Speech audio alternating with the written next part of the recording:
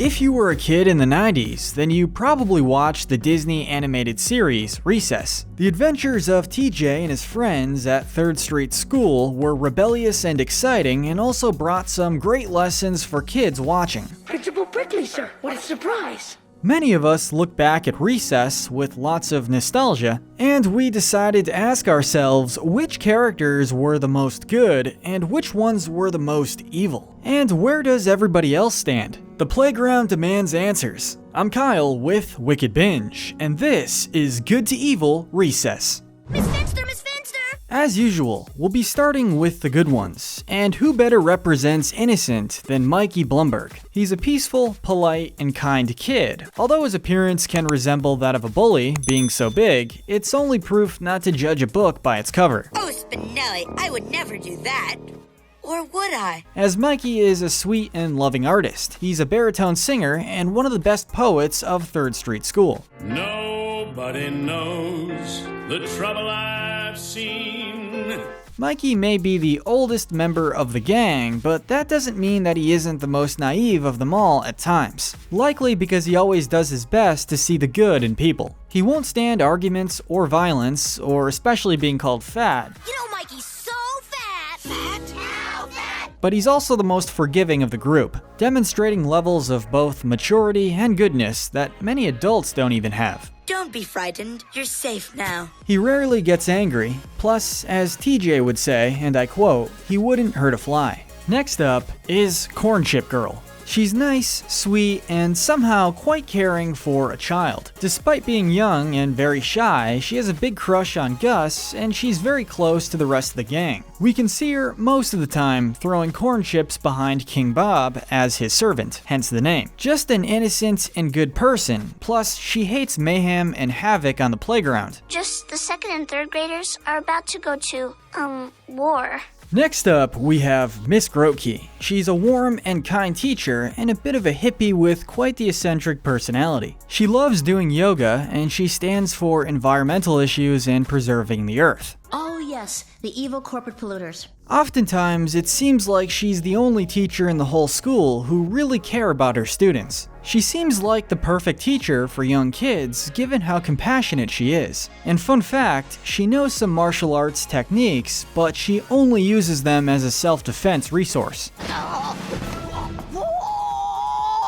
She even meditates and even performs magic tricks, so she's pretty amazing. Let's hear it once more for the mysterious Grotke. Coming up next is the smartest of the main gang, Gretchen Grundler. She's one of the brain masters of the whole school and the nerd of the group. Gretchen is also very friendly, sweet, and helpful, but she can be a bit naive sometimes, which frequently puts her into misunderstandings. Well, excuse me. She loves her friends, studying of course, and coming up with plans to help the gang in their adventures. She's stated that her main goal in life is to find a cure for all diseases. I mean, that's obviously a good person. But that's not all. She also wants to clone herself and help solve world conflicts with the UN. That it passes unanimously. Every student shall enjoy 5 hours of science a day. Someone may have to tell her that she's only a kid. The few times that we saw her angry was when she was called dumb or when she saw her friends in danger, which is actually commendable. Moving on to the next member of the main group, we have Gus Griswold. He's a mysterious boy, Mikey. He's a good-hearted boy, very shy and naive, although we've already seen him acting bravely in some occasions. No, sir.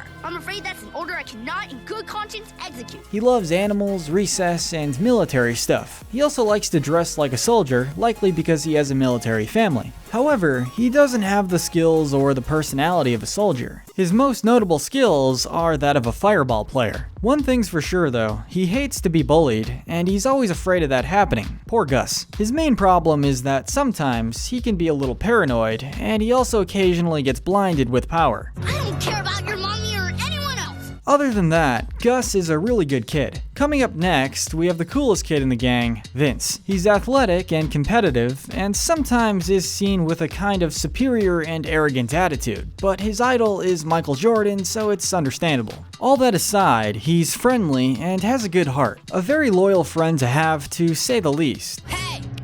Leave those kids alone. And also one of the most positive people on the show. However, he doesn't like to lose at all, and sometimes he can push it a little too far just to win. Ooh, I'm quivering in my high tops. But we'll just strike that up as having a bit of a competitive edge. Well, after what happened yesterday, I don't feel much like playing. Next up is the main character of the show, TJ, the leader of the gang. TJ is a funny, charismatic, and happy kid. The first rule of business is to give the people what they want. He has a good heart, and he cares about all the kids in school. But he also has a rebellious side. To be more specific, he is a bit of a troublemaker, isn't he? That was the best prank? It really was genius, wasn't it? He loves to pull pranks, and yes, he likes to solve problems on the playground, but these problems are oftentimes problems that he created in the first place. You want a hero?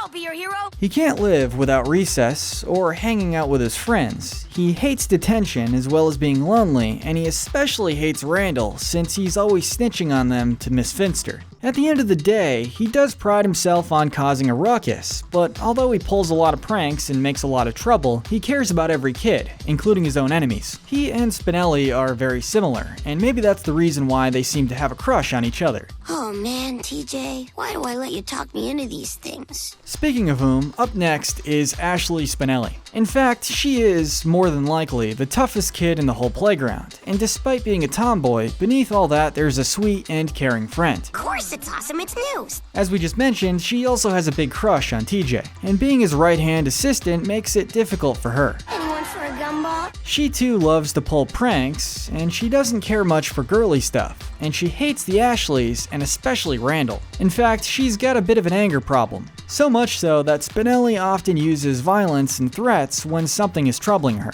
But I can spell black eye with either fist. With that said, despite her anger problem, she will stand up for someone when they're in need, and she's more of a heroine and protector, despite her occasional angry outbursts, and that's why she's a good person. Look out, Marcels, here comes the flying press!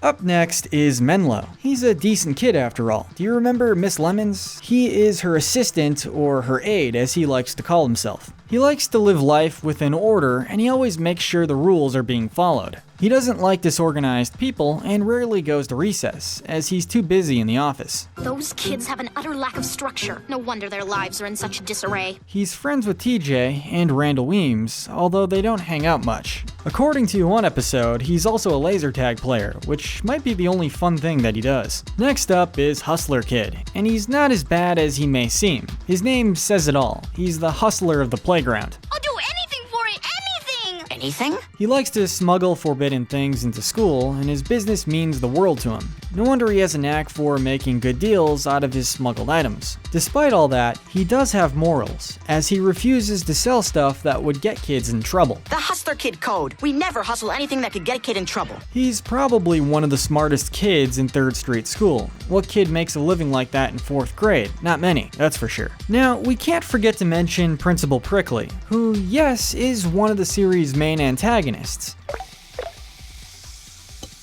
Why do you do this to me, Detweiler? His gruff appearance is unmistakable, and he's a strict and serious man pretty much everywhere that he goes. Sometimes we see him being benevolent with the kids, and especially TJ's gang, but the truth is there's usually some kind of positive interest behind it. Yes, the transformation was startling. In the end, he's as authoritarian as any school principal usually is, but remember, this is all through the lens of the kids. Truthfully, he likely often has the best interest of the kids in mind, even if he comes off as cruel at times. And in the Recess movie, we actually see some cracks in his armor, and that he's not that bad of a guy. I suppose it takes growing up a bit to see him in a more positive way. See, I didn't get into teaching for the promotions or the pension plans, I did it because I wanted to help you kids. We couldn't miss the popular group, the Ashleys.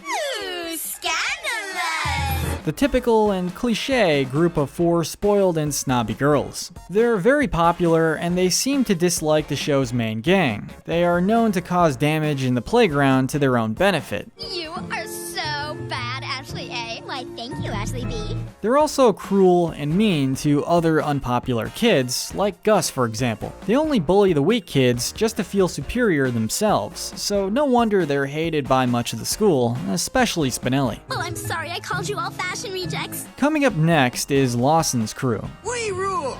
We rule! We rule! They like to pull pranks and maintain the order in the playground. However, they don't really succeed at this, perhaps because they're not only bullies, but also kinda dumb as a box of rocks. Most of the time, they want to be better than TJ and his crew, and get all the glory and rewards that King Bob gives to himself. Next up, we have the monarch of 3rd Street School, the glorious King Bob. He is as demanding as a terrible boss, overbearing and impatient. This no longer amuses me. Take me to my jungle gym.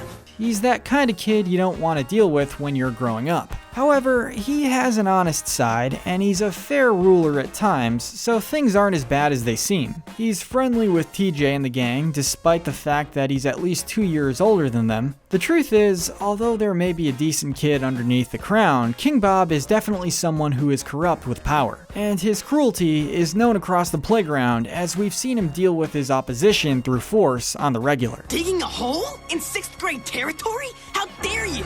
Oh, Randall Weems, the snitch of the show. He often gets caught spying, and he's called snitch or weasel by everyone since he spends all of his time getting other students in trouble. Randall is such a classic rat fit. Once he even managed to take over the playground. He's Miss Finster's pet, and he's loyal as a dog to her, which is a bit bizarre given the fact that he's one of the most disloyal and untrustworthy characters on the show. However, if he does wrong, I'm sure she would punish him like she does the other kids. Since he's always spying on his classmates, he's often attacked and beaten by bullies, so one could argue that we should feel bad for him as a victim, but he chose to build a dishonest reputation, and it makes sense why nobody likes him. But I still get my cookie, right? I'm afraid not, Randall. Snacks are for snitches.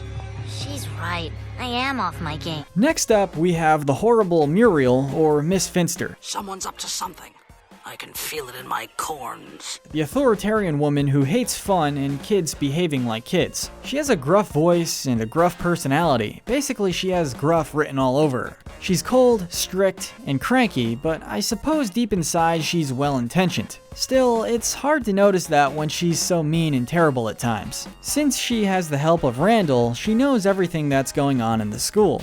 And the reason why we don't give her the benefit of the doubt that we give Principal Prickly is because she's especially cruel and really seems to enjoy berating children. To summarize her pretty well, take a look at her surname, Finster, and realize that it means sinister in German. I'm very disappointed in you, Randall. My own little weasel gone bad. Next up is a bully of the school, Erwin Lawson. He's a bully jock-type character and arch nemesis of the gang, especially TJ and Vince. He's mean, he's rude, he's competitive and ruthless. He's really bad, period. He hates losing, and he's a jealous and frustrated kid who needs to be the best at everything. Deathmatch goes down as scheduled. Moving on, we have Gelman. He is one of the most feared bullies in the show, and he uses his physical strength and intimidation skills to harass other students, especially Gus. Come out, you little cowards! Technically, he's committed crimes such as harassment, assault, and battery. That's quite the rap sheet for someone in elementary school. He doesn't have any friends, although sometimes he hangs out with Lawson and his crew. Surprisingly, however, in the later episodes of the show, he does grow for the better. Proof that people can change, but at his worst, he definitely deserves his high ranking. Like father, like son, as they say. The perfect example for this saying is Leonard Weems. And there's no need to say he's Randall's father because they're so much alike, and not just in appearance. Thank you, Mr. Weems. Here's a cookie. He's the reason why Randall is the way he is. He taught him everything he knows about the snitch life, and he even taught him not to make friends because it would distract him from snitching. Honestly, there's not really much that's redeemable about Leonard Weems. He's untrustworthy, totally pathetic, and an awful parent. Miss Finster, Miss Finster! Oh, I caught Randall and his posse trying to spring that Detweiler boy. Now, we're gonna reveal the top two on the list, and I can assure you that this was a really close call between these two characters. In second place, pretty close to the top, a true and authentic pure evil character of the series, Dr. Slicer. A cruel and strict teacher. He treats the students as if they were soldiers. He is a kind of person who thinks emotions make people weak. There will be no sappiness. Sappiness makes you soft. Plus, he hates any sort of feelings in general. And many fans have pointed out that he has a strong resemblance to Heinrich Himmler, a high-ranking leader in the Nazi Party, which may have been intentional to showcase how awful he is. He's a true villain who is pure evil, and unlike Principal Prickly, for example, he only truly wants power and control. And for the number 1 spot, the most evil of them all, we present you the cruel and selfish Dr. Philium Benedict. This operation will be executed as planned from right here! He is an authentic criminal mastermind. He's so insane that he wants to eliminate recess and even summer vacations. Truly, it's madness. In fact, one could argue that he's an absolute lunatic. Insane. Do you want evidence? Okay. He has committed crimes such as kidnapping, theft of government property, and even terrorism. We're talking about a major evil here. He's crazy, vengeful, and a delusional villain. Although his several attempts to conquer the school have failed, his plans were still beyond evil. I mean, he wanted to move the moon into a different orbit in order to create a permanent winter on Earth, just to destroy summer vacation. This man belongs in prison or a mental hospital. My hopes and dreams. Ruined.